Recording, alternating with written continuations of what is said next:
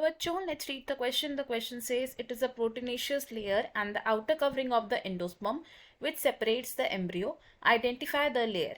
A. Tegmen, B. Scutellum, C. Hyaline layer, D. Eleuron layer. Question में हमसे कहा गया है कि ये एक प्रोटीनेशियस लेयर है जो एंडोस्पर्म की आउटर कवरिंग को फॉर्म करती है और एम्ब्रियो को सेपरेट करती है. हमें इस लेयर को आइडेंटिफाई करना है. हमारे पास 4 ऑप्शंस हैं. तो हमारा की कॉन्सेप्ट क्या यूज हो रहा है इस क्वेश्चन में? की कॉन्सेप्ट मोनोकॉट सीड. तो सीड होता है एक मच्योर्ड ओव्यूल. और अगर मोनोकॉट सीड की बात कर रहे हैं हम तो इसमें कितने कॉटिलिडन्स प्रेजेंट होते हैं? 1 कॉटिलिडन प्रेजेंट होता है. और इस कॉटिलिडन को हम क्या बोलते हैं? It is called scutellum. अब मोनोकॉट सीड की जो कवरिंग होती है that is the seed coat. Seed coat. कुछ ऐसे सीड्स होते हैं जिनमें सीड कोट के पास प्रेजेंट होती हैं 2 डिस्टिंक्ट लेयर्स. अब सीड कोट की जो लेयर्स होती हैं इनमें से आउटर लेयर को हम क्या बोलते हैं? Outer side is called टेस्टा and inner side को हम क्या कहते हैं? टेगमेन. अब मोनोकॉट सीड्स यूजुअली कैसे होते हैं? दीज आर एंडोस्पर्मिक सीड्स, यानी कि इन सेल्स में एंडोस्पर्म प्रेजेंट होता है या रिटेन होता है. और एंडोस्पर्म का फंक्शन क्या होता है?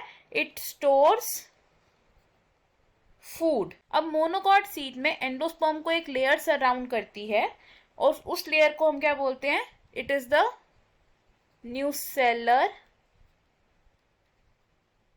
एपिडर्मिस और इट इज कॉल्ड हायलीन लेयर. अब ये लेयर क्या करती है? It surrounds the endosperm accept at the chalazal end. Accept eight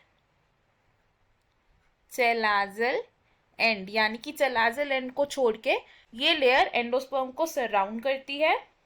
अब अगर बात करें एंडोस्पर्म की आउटर कवरिंग की, आउटर कवरिंग ऑफ एंडोस्पर्म कैसी होती है? It is proteinaceous layer.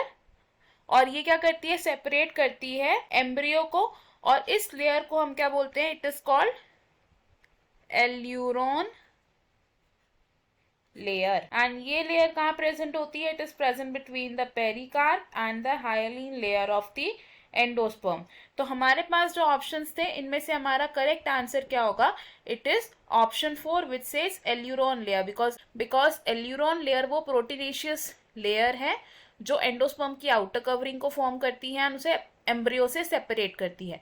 बाकी के ऑप्शंस क्यों रॉन्ग है वे देखते हैं. Option A says tegmen. ये ऑप्शन हमारा रॉन्ग होगा because tegmen seed coat inner layer होती है.